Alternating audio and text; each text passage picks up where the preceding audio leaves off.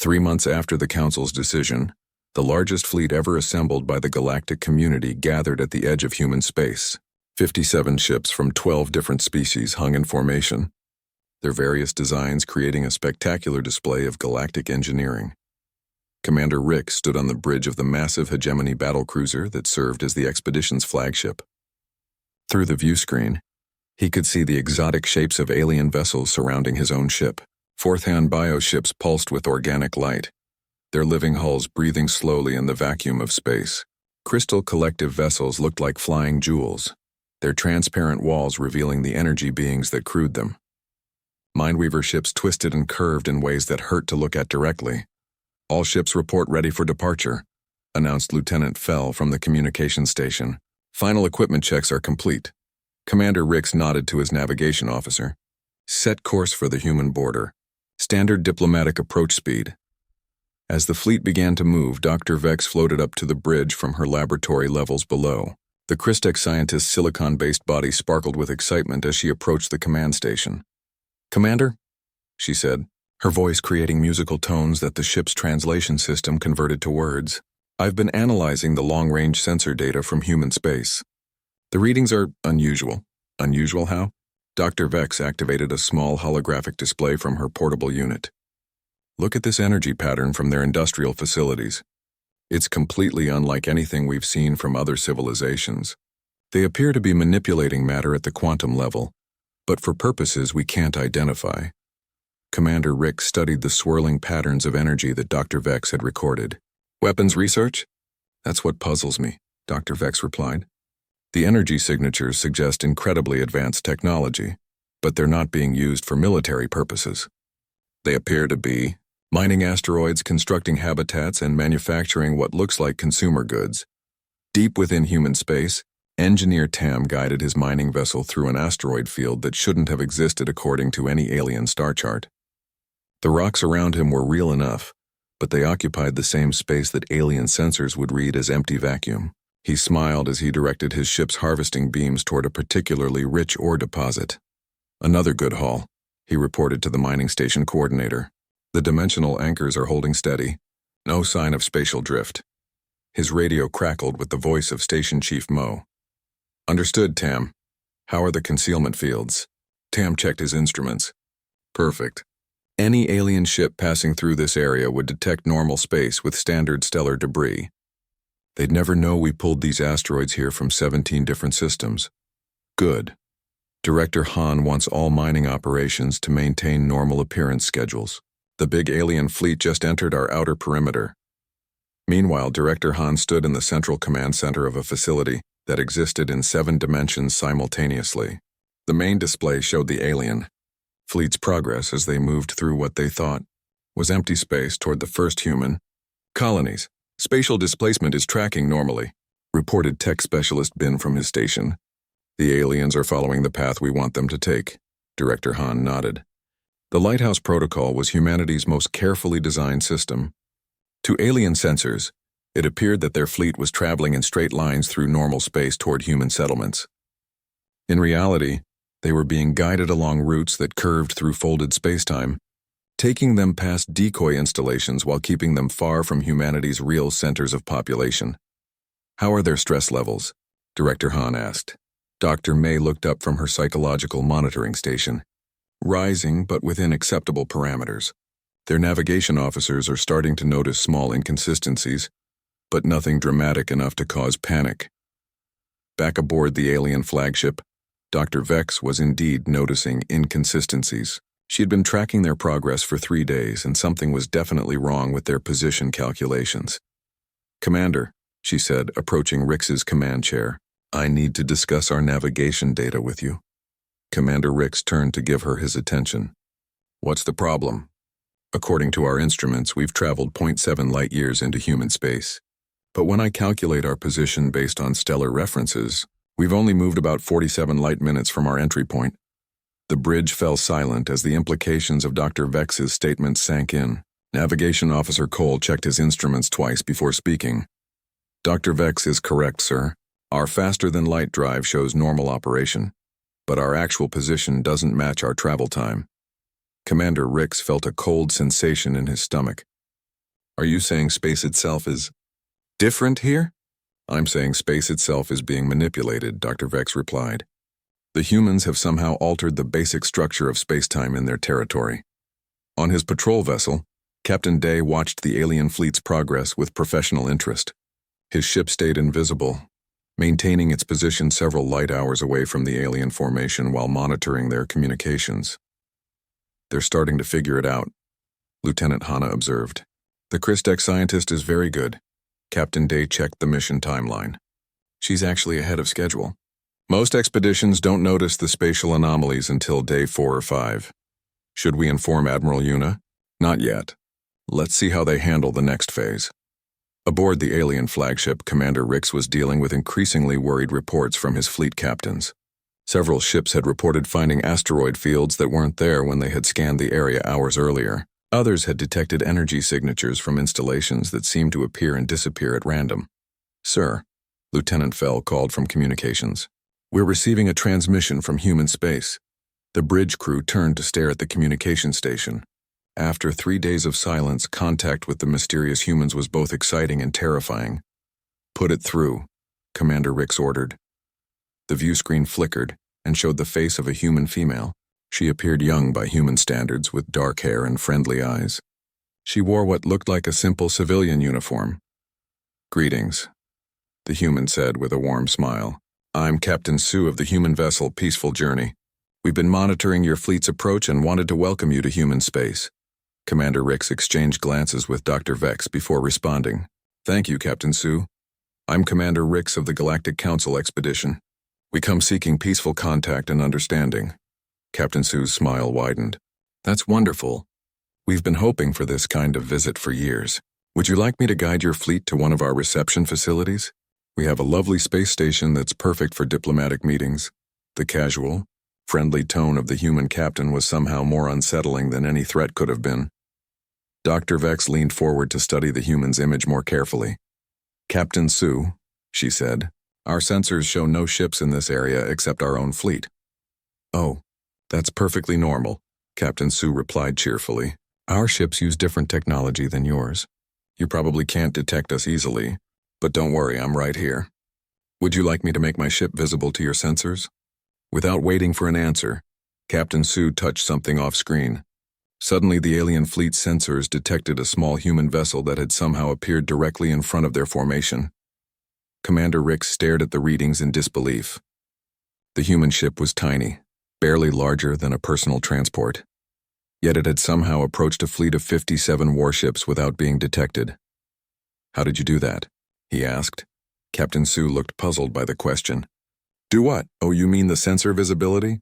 It's just a matter of adjusting our presence field to match your detection frequencies. Simple stuff, really. Dr. Vex's crystalline body was flickering rapidly with nervous energy. Simple stuff. The technology required to appear and disappear from sensors at will would revolutionize galactic warfare. Yet this human spoke of it as casually as adjusting a light switch. If you'll follow me, Captain Sue continued, I'll take you to Haven Station. It's one of our newer diplomatic facilities, specifically designed for interspecies contact. You'll love it. The small human ship began to move, and Commander Rix found himself giving the order to follow without really thinking about it. There was something hypnotic about Captain Sue's confidence, something that made questioning her suggestions seem almost rude. As the alien fleet changed course to follow their tiny guide, none of them noticed that they were now heading in a completely different direction than they had been traveling moments before. None of them realized that the stars around them had quietly rearranged themselves while they weren't looking. In the command center of his hidden facility, Director Han watched the alien fleet's new course with satisfaction. Phase 2 complete, he announced to his staff. They've accepted guidance and are proceeding to the demonstration area. Psychological profiles? He asked Dr. May. Confusion levels are rising, but they're still within manageable parameters. The friendly contact has actually reduced their stress levels significantly. They want to believe this is normal first contact procedure. The alien fleet followed Captain Sue's small ship for what felt like hours, but their instruments showed impossible readings. According to their navigation computers, they had been traveling for 6 days since entering human space. According to their chronometers, only 4 hours had passed since Captain Sue had made contact. Navigation Officer Locke of the Mindweaver vessel Thought Dancer was the first to report the temporal anomalies to his captain. His species was naturally sensitive to the flow of time, and what he was experiencing made his neural tendrils writhe with distress. "Captain Vec," he said, his voice carrying harmonics of deep concern. "Time itself is wrong here." Captain Vec moved closer to the navigation station, her 6 eyes focusing on the readings with growing alarm. "Explain." "Our ship's clock says we've been in human space for 4 hours and 12 minutes, but our navigation log shows 6 days of continuous travel.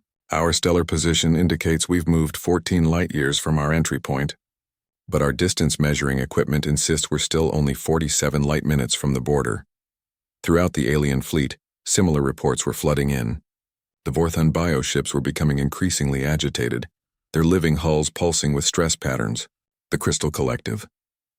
Vessels were flickering erratically as their energy-being crews struggled to understand what was happening to the fundamental laws of physics. Dr. Vex had given up trying to make sense of her readings. Instead, she focused on Captain Sue's ship, hoping to understand how the humans were achieving these impossible effects. "Commander Rix," she called from her station, "I've been analyzing the human vessel's energy signature. It's not just invisible to our sensors. It's existing in multiple dimensional states simultaneously." Commander Rix left his command chair and moved to study Dr. Vex's data. The holographic display showed a shape that hurt to look at directly, something that seemed to fold in on itself in ways that violated basic geometry. "That's impossible," he said. "Yes," Dr. Vex agreed. "It is. Yet there it is." On his hidden monitoring station, Captain Jin watched the alien fleet's growing confusion with professional interest. His job was to observe and record alien responses to the spatial manipulation systems, gathering data that would help improve humanity's defensive protocols. "They're handling it better than most," he reported to Admiral Yuna. "The Mindweavers figured out the time distortion faster than expected, but they haven't panicked." Admiral Yuna's voice came through the secure communication channel. "What about the Christek scientist?" "She's good, very good.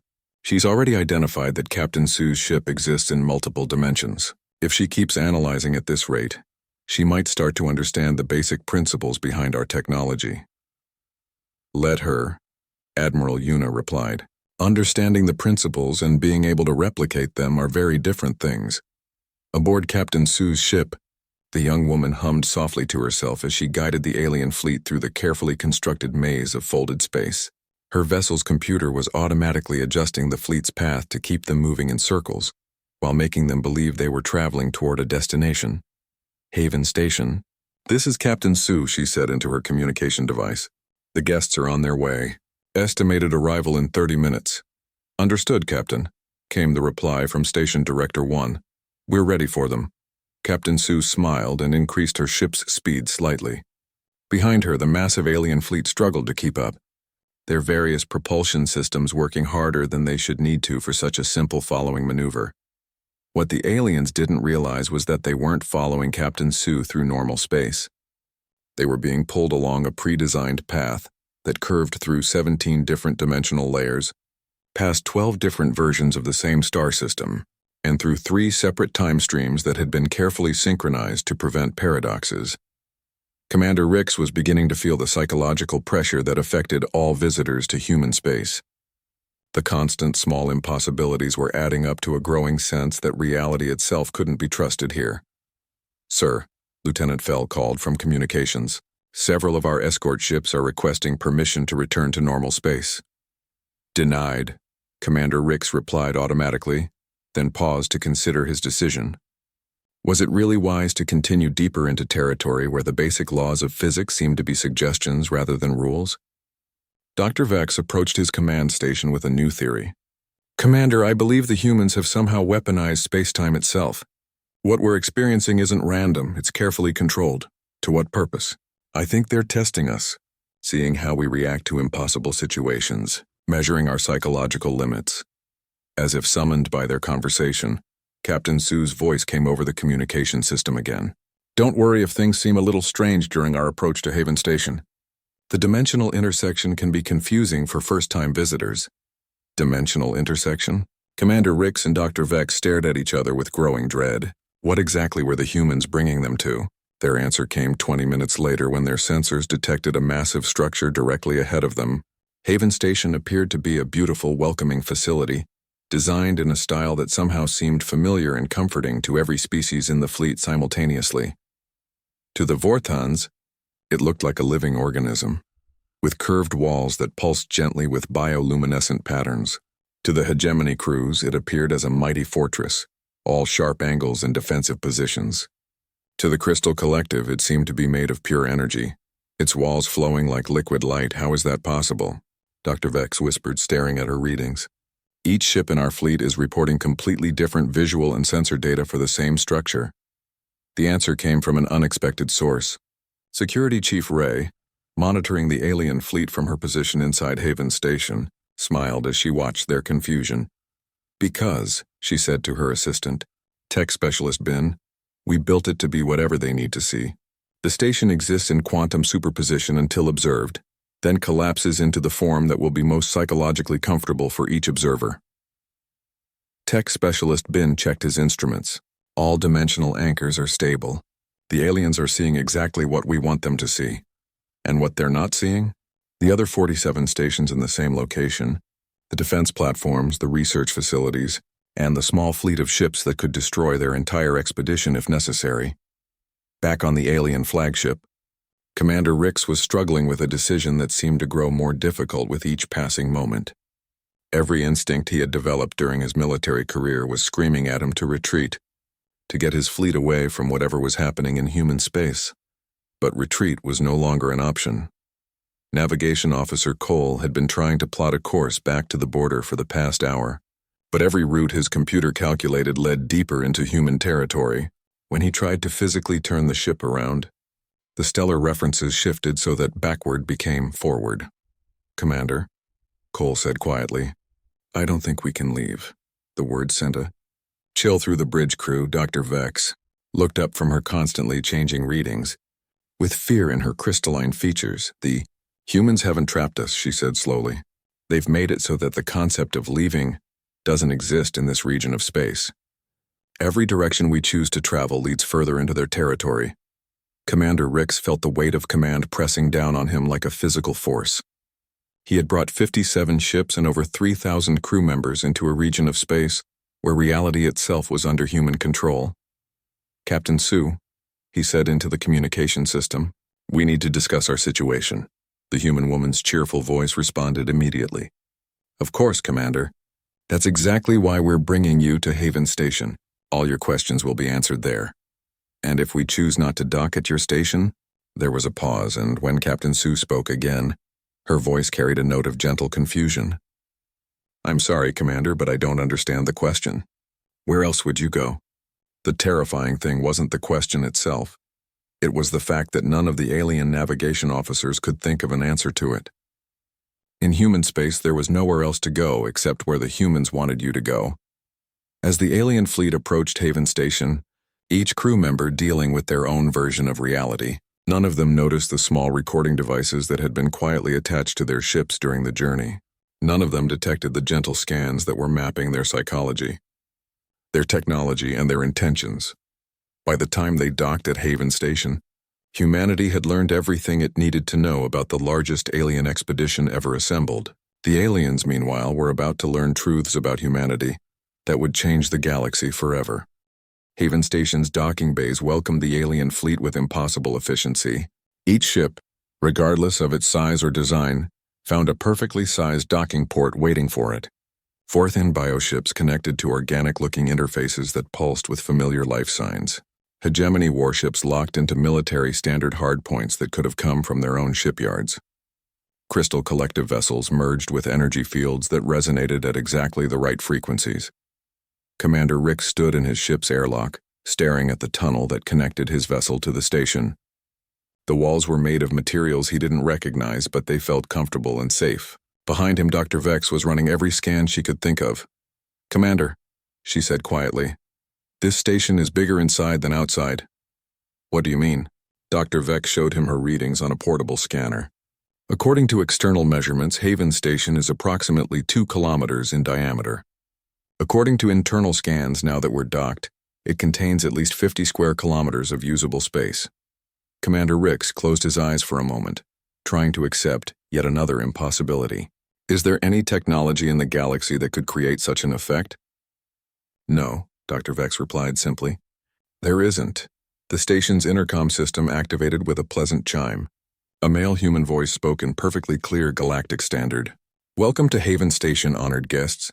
I'm Admiral Bo, Station Commander. Please feel free to explore the station at your leisure. Refreshments appropriate to each species have been prepared in Recreation Area 7. When you're ready, I'll be waiting in Conference Room 1 for formal introductions. Commander Rix made the decision that would haunt him for the rest of his life. All ships, this is Flagship Command. Senior officers will accompany me to the station, maintain normal crew rotations, and be ready for immediate departure. He didn't mention that departure might not be possible. His crew didn't need that additional stress. The corridors of Haven Station were a marvel of psychological engineering. As the alien delegation moved through them, each individual saw exactly what they needed to see to feel comfortable. The hallways were simultaneously wide enough for massive hegemony warriors and cozy enough for smaller species. The lighting was bright enough for creatures that lived in constant daylight and dim enough for those that preferred darkness. Dr. Vex walked beside Commander Rix, her crystalline form reflecting the impossible architecture around them. They're not just manipulating space, she whispered. They're manipulating perception itself. Recreation Area 7 was a perfect example of this. When the delegation entered, each species found food and drinks that were not only appropriate to their biology, but actually preferred delicacies from their homeworlds. The Mindweavers discovered thought fruit that shouldn't have existed anywhere except their home system. The Vorthans found living nectar that was still pulsing with the exact biorhythms they craved. How did they know? Captain Vel of the Vorthon exploration ship asked her science officer. They couldn't have known, he replied, sampling the nectar carefully. This isn't just similar to homegrown varieties. This is homegrown. The genetic markers are identical to nectar from my family's gardens. Throughout the area, similar conversations were taking place in dozens of different languages. Each species was finding evidence that the humans had impossibly detailed knowledge of their biology, their psychology, and their cultural preferences. When the delegation finally reached Conference Room 1, they found a human waiting for them who defied easy description. Admiral Bo appeared to be middle-aged by human standards, with graying hair and kind eyes. But there was something about her presence that suggested vast experience and careful intelligence. Please, make yourselves comfortable, Admiral Bo said, gesturing to a conference table that somehow had exactly the right type of seating for each species present. Commander Rix took his place at what seemed to be the head of the table, though the room's geometry made it unclear if there actually was a head. Admiral Bo, I'm Commander Rix of the Galactic Council Expedition. We come seeking understanding and peaceful contact with humanity. Admiral Bo smiled warmly. And you shall have both, Commander. But first, let me introduce you to some of my colleagues. 2 more humans entered the conference room. Dr. Gill was introduced as a historian and philosopher, while Chief Engineer 1 represented the technical staff. Before we begin formal discussions, Admiral Bo said, I think it's important that you understand what you've experienced during your journey to our station. Dr. Gill activated a holographic display that showed the path the alien fleet had taken through human space. But instead of the straight line the aliens remembered traveling, the display showed a complex spiral that looped through multiple dimensions and folded back on itself dozens of times. You didn't travel to Haven Station, Dr. Gill explained gently. You were guided through a carefully designed experience intended to help you understand humanity's position in the galaxy. Commander Rix felt his stomach drop. You mean everything we experienced was artificial? Not artificial, Chief Engineer 1 interjected. Real but controlled. Let me show you something. He activated another display that showed Haven Station from the outside, but this time the aliens could see what their sensors had been unable to detect. The station wasn't alone in space. It was surrounded by dozens of other structures all occupying the same location, but existing in slightly different dimensional phases. We've learned to layer reality, Chief Engineer 1 explained. This station exists in multiple versions simultaneously. You're experiencing the version designed for first contact with your particular species combination. Dr. Vex leaned forward, her scientific curiosity overcoming her fear. How is such technology possible? That's the wrong question, Dr. Gill replied. The right question is why we developed it. Admiral Bow stood and walked to a large window that looked out into space. As the aliens watched, the view changed to show human cities on nearby planets. But these weren't the simple settlements their long-range sensors had detected. These were massive metropolises with billions of inhabitants, surrounded by industrial complexes that dwarfed anything in the known galaxy. 300 years ago, Admiral Bow began, humanity detected signals from galactic civilization. We spent decades studying your various species, learning your languages, understanding your cultures and your politics. The window view changed again, showing scenes of galactic history. Wars between species, the rise and fall of empires, the constant cycle of conquest and absorption that had defined interstellar politics for millennia. We learned that every spacefaring species eventually becomes either conqueror or conquered. Dr. Gill continued. The galaxy operates on a simple principle: expand or be absorbed. Commander Rix found his voice. And humanity chose neither? Humanity chose a third option, Admiral Bow replied. We chose to become incomprehensible. Chief Engineer 1 activated a new display that showed the technology behind the spatial manipulation the aliens had experienced. We didn't build weapons to destroy alien fleets. We built systems to make alien fleets destroy themselves through confusion and fear. The display showed dozens of previous expeditions that had entered human space over the past 2 centuries. Each one had followed a similar pattern: initial confidence, growing confusion, psychological breakdown, and finally the desperate decision to retreat. But none of them made it back to report what they had seen, Dr. Vex observed. Actually, they all made it back, Admiral Bow said quietly. They just didn't remember being here. The silence that followed this statement was deafening. Commander Rick stared at the human admiral with growing horror. You wiped their memories? We gave them a choice, Dr. Gill explained. Return home with memories of inexplicable spatial anomalies that made human space too dangerous to explore, or return home with complete memories and start a galactic war that humanity would be forced to end decisively. Every single expedition chose the memory modification, Admiral Bow added. Even the most aggressive military scouts preferred the comfortable lie to the terrifying truth. Chief Engineer 1 brought up a final display that showed the true extent of human space. What the galaxy believed to be 3 small star systems was actually a region containing hundreds of colonies, massive industrial complexes, and defensive installations that could reshape local space-time at will. We've been watching the galaxy for 3 centuries, Admiral Bow said. We know about every species, every government, every military capability. We've studied your psychology, your technology, your strategic thinking. We understand you better than you understand yourselves. Dr. Vex's crystalline form was flickering rapidly with stress patterns. You could have conquered the entire galaxy. Yes, Admiral Bow agreed simply. We could have. We chose not to. Commander Rix struggled to process the implications of what he was learning. Why? Because conquest requires maintenance, Dr. Gill replied. Empires require administration.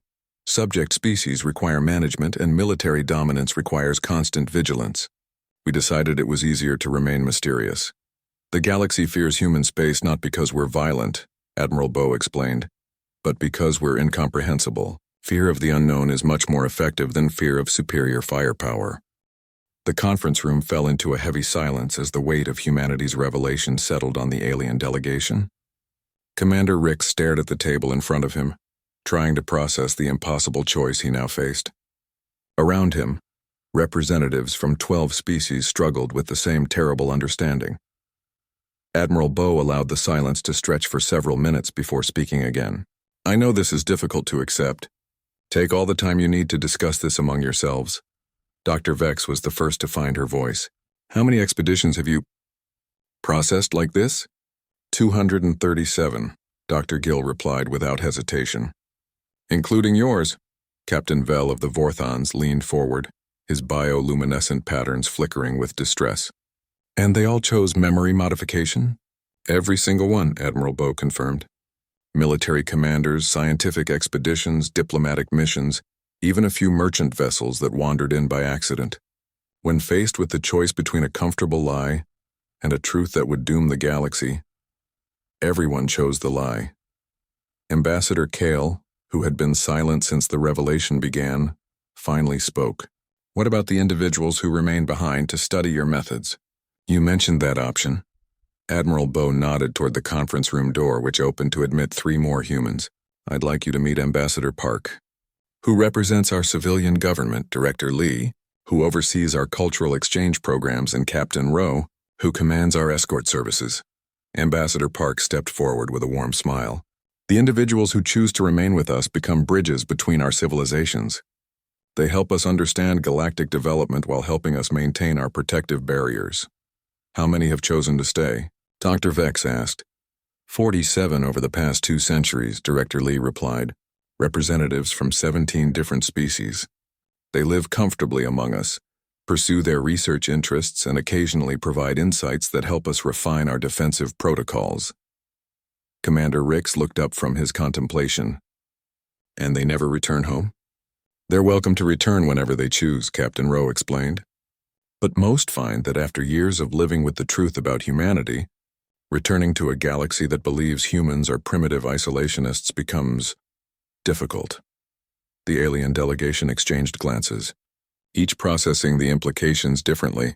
The Mindweavers were telepathically conferring among themselves, their neural patterns creating complex harmonics that the station's translation systems couldn't interpret. The Crystal Collective representatives were flickering rapidly between different energy states as they debated internally. You said we have a choice, Commander Rick said finally. But it doesn't really feel like a choice. Return home and lie, return home and start a war, or never return home at all. There is a 4th option, Admiral Bow said quietly, though it's one that most expeditions don't consider. Which is, return home and tell a different truth. Not the lie about spatial anomalies and not the complete truth about our capabilities. Tell them something in between. Dr. Gill activated the holographic display again, showing a simplified version of human space. You could report that humans are an advanced but peaceful species who prefer isolation. That we have defensive capabilities sufficient to protect our territory, but no interest in expansion. That we're willing to engage in limited trade and cultural exchange but not full galactic integration. Is that true? Dr. Vex asked. It's partially true, Ambassador Park replied. We are peaceful by choice. We do prefer a degree of isolation, and we are interested in limited cultural exchange. We just happen to be more advanced than that version of the truth suggests. Commander Rix considered this carefully, and the Council would accept such a report. The Council wants to understand why ships disappear in human space, Admiral Bow explained. If you tell them it's because humans politely escort them out while explaining that the territory is off limits, that provides a satisfying answer without revealing uncomfortable truths. Captain Vell spoke up from across the table. But what about the ships that never returned? How do we explain their fate? You tell the truth about that too, Captain Rowe said. Those ships chose to remain in human space as cultural ambassadors and researchers. Their crews are safe and well cared for, but they've chosen to begin new lives among humans, rather than return to their previous existence. The Mindweaver delegation suddenly stopped their telepathic conference. Captain Vec, their leader, spoke for the group. We wish to ask a direct question. Are humans actually more advanced than the rest of galactic civilization? Or are you simply very good at creating illusions? Admiral Bow smiled and looked at Chief Engineer 1, who nodded and activated a new display. This one showed the real scope of human technology. Cities that existed in multiple dimensions simultaneously, starships that could reshape local physics, industrial systems that manufactured matter at the quantum level, and defensive networks that spanned dozens of star systems. We are significantly more advanced, Chief Engineer 1 said simply. The question is whether the galaxy is ready to know that. Dr. Vex studied the technological displays with growing amazement. How did humanity advance so quickly? Most species take thousands of years to develop space-folding technology. We had an advantage, Dr. Gill explained. We developed our technology in isolation, without the constraints of galactic politics. Most species have their development shaped by competition with their neighbors. They focus on military applications and territorial expansion. We focused on understanding the fundamental nature of reality itself. And, Admiral Bow added, we had 300 years to study galactic civilization from a distance. We learned from your mistakes and built upon your successes without getting caught up in your conflicts. The delegation spent the next several hours discussing their options. Representatives broke into species groups, then reformed in different combinations, debating the merits of each choice. The humans waited patiently, occasionally answering questions or providing additional information. Finally, Commander Rix called for a formal vote. The results were closer than he had expected, but decisive enough to provide clear direction. "We choose the partial truth," he announced to Admiral Bow. "We'll report that humans are an advanced but peaceful species with defensive capabilities and no expansionist intentions. We'll recommend limited trade relationships and cultural exchange programs." Admiral Bow nodded approvingly. "A wise choice, Dr. Vex. I believe you're interested in remaining to study our methods." The Christech scientist's form brightened with excitement. "If the offer is genuine, yes. The quantum manipulation techniques you've developed could advance my species' understanding by centuries." "The offer is genuine," Director Lee assured her. "We have excellent research facilities and a community of scientists from various species, who I think you'd find stimulating." 2 other members of the expedition also chose to remain. A Mindweaver engineer fascinated by the multidimensional architecture, and a Vorthon biologist intrigued by humanity's integration of organic and technological systems. "What happens now?" Commander Rix asked. Captain Rowe stepped forward. "Now I escort your fleet safely out of human space. The return journey will take exactly 47 minutes, during which time your ship's computers will be provided with sensor logs showing a straightforward diplomatic encounter with human border authorities. 47 minutes to travel the same distance that took us 6 days to reach? Space is much simpler when you're traveling with human guidance rather than fighting against human misdirection," Captain Rowe explained with a slight smile. The farewell ceremony was brief but meaningful. The 3 expedition members who chose to remain were welcomed warmly by their new human colleagues. The rest of the delegation prepared to return to their ships with a story that would satisfy the Galactic Council without triggering a galactic war. As promised, the return journey took exactly 47 minutes. Commander Rix watched through his view screen as the impossible architecture of human space faded behind them, replaced by the familiar patterns of normal stellar navigation. "Final sensor sweep of human territory," he ordered as they crossed back into normal. Space Lieutenant Fell checked her instruments twice before reporting. "Sir, sensors show normal stellar activity, some asteroid mining operations, and what appears to be basic civilian infrastructure. No signs of the installations we encountered." Commander Rix nodded. The humans had given them one final demonstration of their capabilities by making their true civilization completely invisible to alien sensors. 6 months later, Commander Rix stood before the Galactic Council to deliver his report. He spoke of encountering a peaceful but advanced human civilization that preferred isolation to integration. He explained that previous expeditions had been politely escorted out of human space after brief cultural exchanges, and that some crew members had chosen to remain as unofficial ambassadors. The Council accepted his report with relief. The mystery of human space had been solved without revealing any uncomfortable truths about galactic power structures.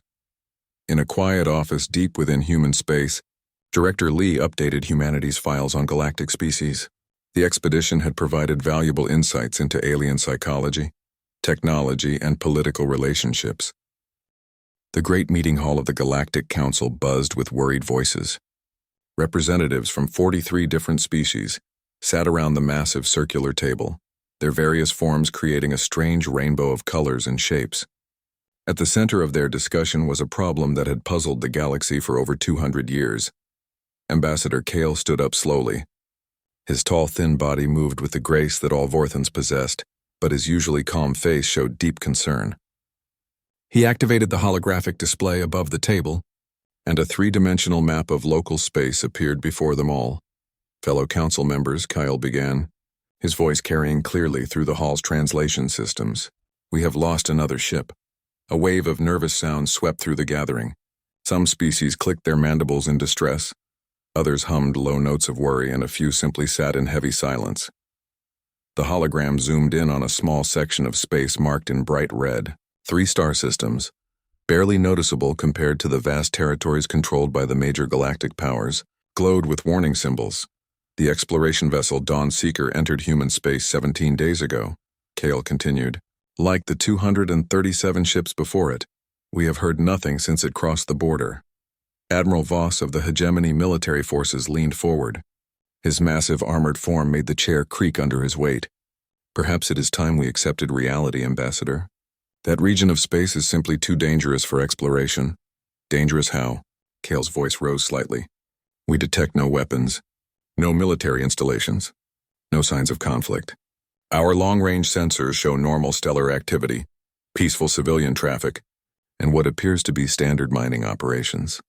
Dr. Zen, the Council's chief scientist, shifted her crystalline body until it caught the light properly. When she spoke, her voice rang like wind chimes. The energy signatures are fascinating. We detect industrial activity on a massive scale, but nothing that suggests military preparation. The humans appear to be farming, manufacturing consumer goods, and conducting scientific research. Then why? Admiral Voss demanded. Does every ship that enters their territory simply vanish? The question hung in the air like a toxic cloud. For 2 centuries, the mysterious human territory had remained the galaxy's greatest puzzle. Ships went in, but they never came out. No distress signals, no debris fields, no evidence of destruction. They simply stopped existing the moment they crossed into human space. At the edge of known space, far from the Council's meeting, Captain Day sat in the command chair of his small patrol vessel. The ship hung motionless in the darkness between stars, its advanced stealth systems making it invisible to most sensors. Through the view screen, he watched a distant Vorthon exploration ship approach the border of human territory. Another one, muttered Lieutenant Hanna from her position at the sensor station. That makes 15 this year. Captain Day nodded without taking his eyes off the approaching vessel. Send the standard report to Admiral Yuna. Include full sensor readings on their ship design and crew complement. The Vorthon ship was beautiful in its own way.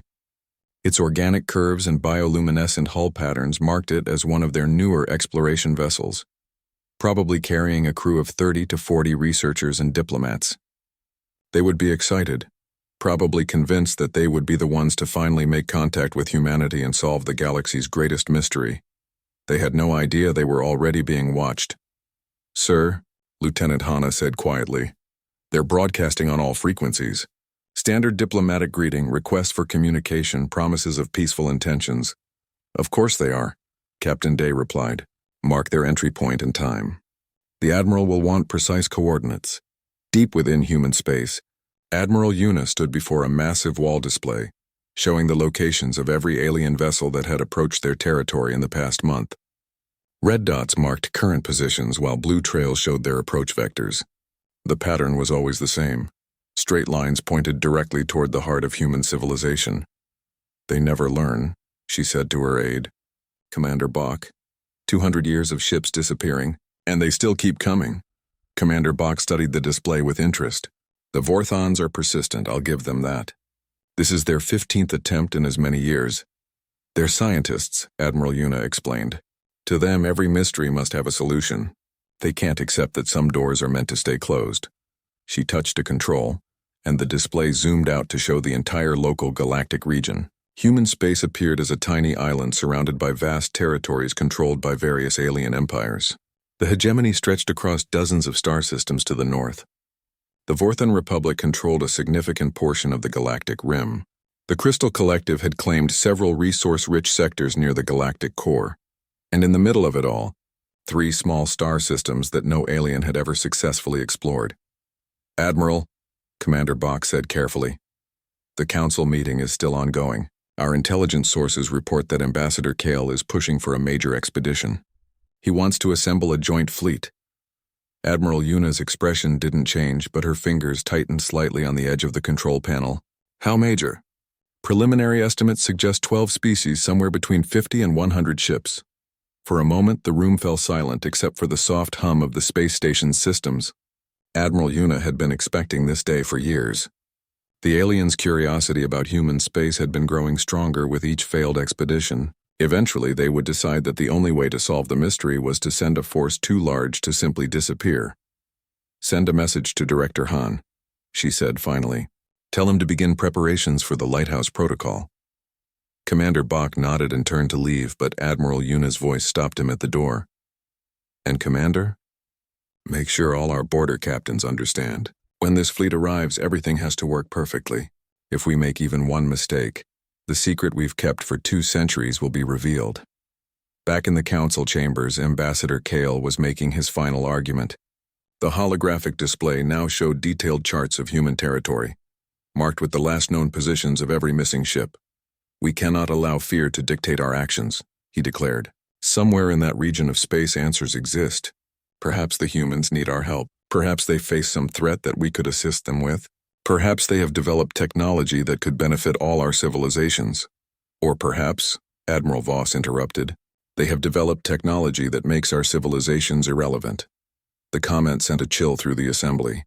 It was the fear that none of them wanted to voice, but all of them felt. What if the humans hadn't simply disappeared? What if they had evolved beyond the need for galactic contact? What if they possessed power so great that alien visitors were simply removed?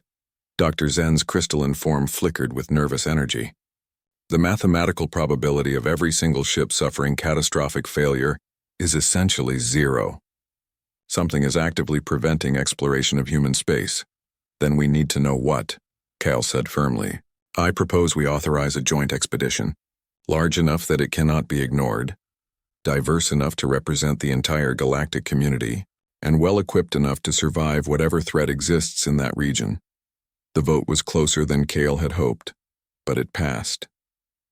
12 species agreed to contribute ships and personnel to what would become the largest exploration mission in galactic history.